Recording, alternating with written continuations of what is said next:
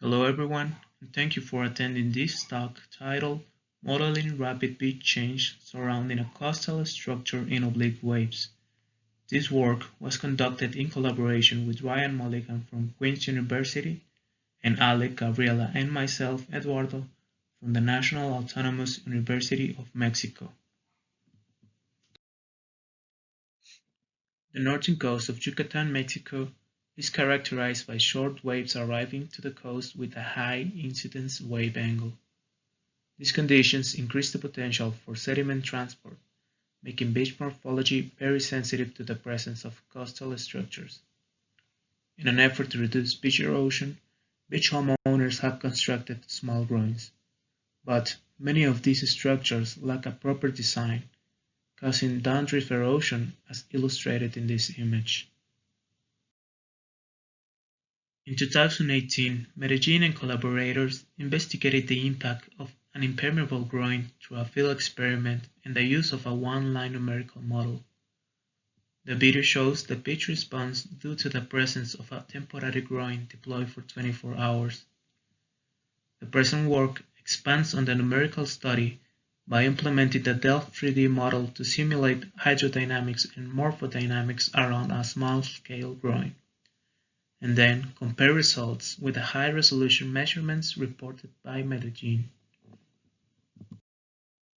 The main objective of this study is to investigate the model limitations and capabilities to simulate rapid morphology changes around a small groin on a sea breeze-dominated beach.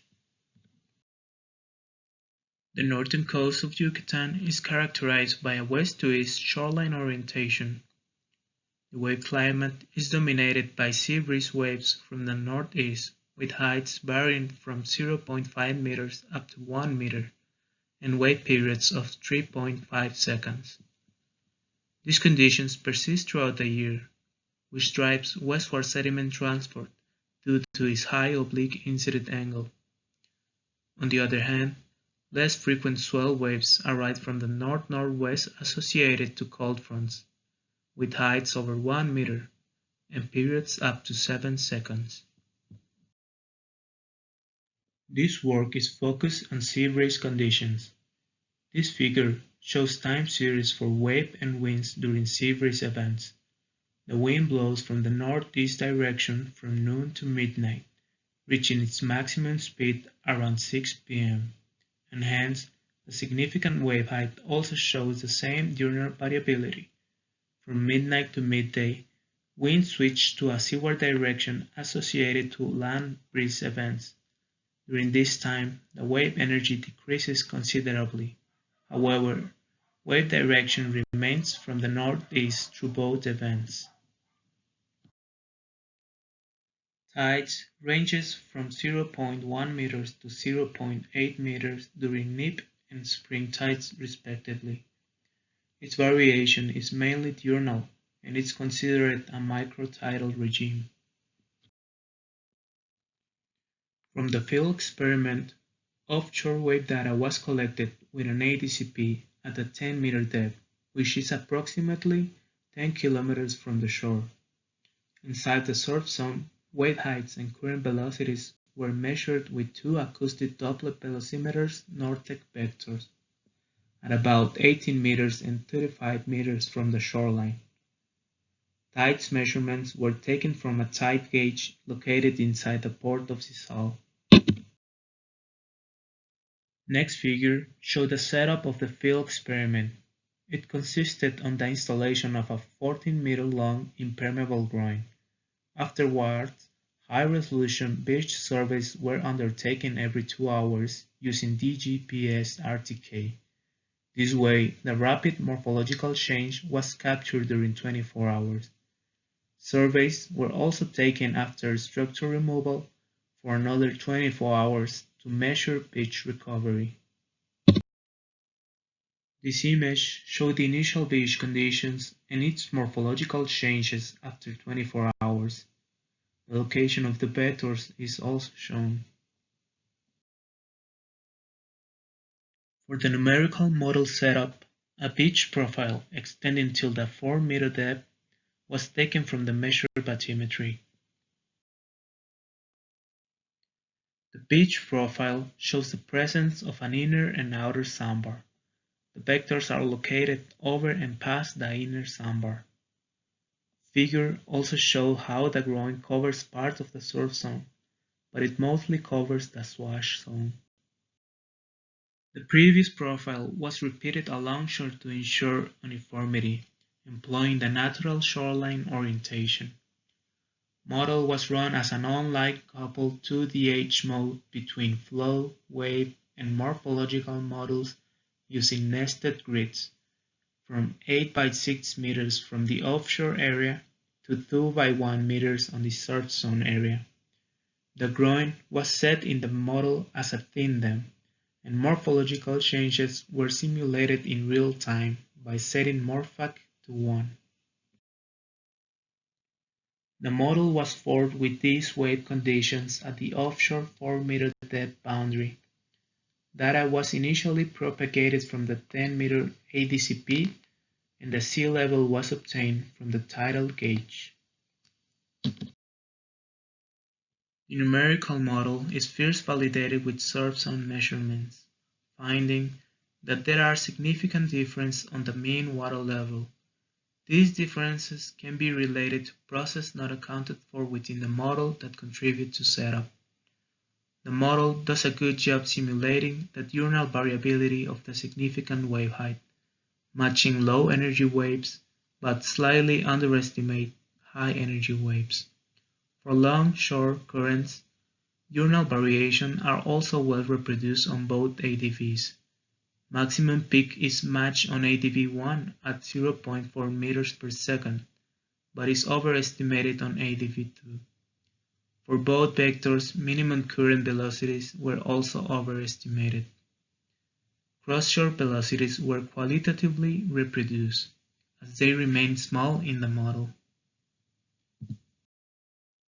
This video shows the morphological changes for the 48-hour experiment. Measured surveys are shown on the left panel and model results on the right panel.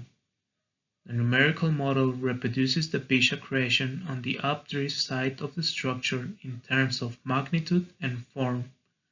However, the numerical model fails to reproduce the downdrift erosion.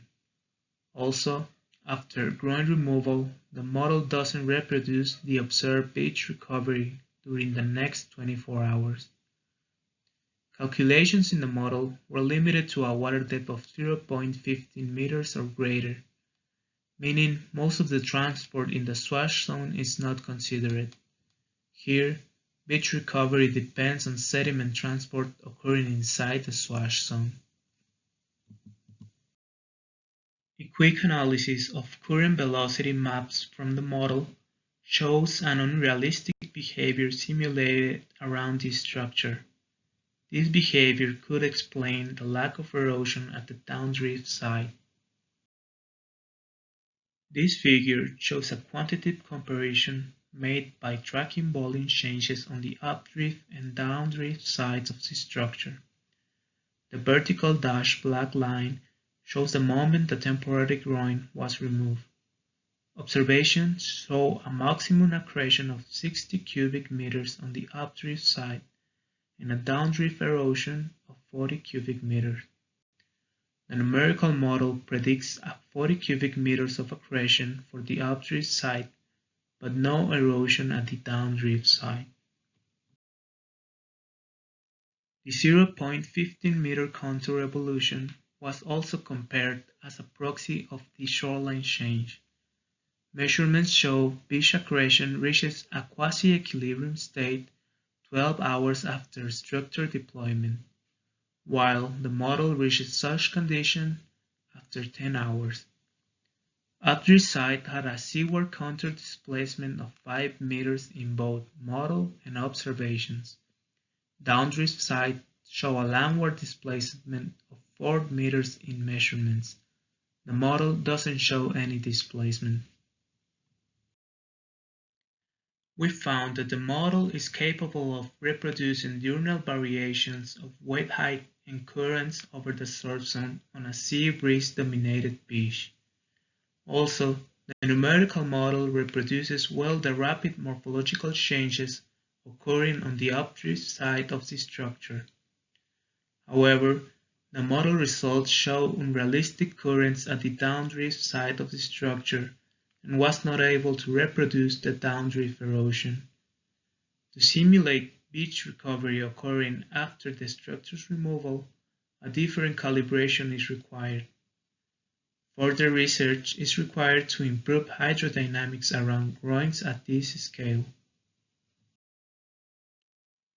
Ongoing work includes the application of the numerical model for a parametric study on submerged breakwaters, with different geometry and transmission coefficients for the northern coast of Yucatan. This way, we could develop functional design guidelines for this type of structures. We want to acknowledge CONACYT, the GAPA, NUM, and the National Coastal Resilience Laboratory for the financial support during this project. Thank you everyone for coming.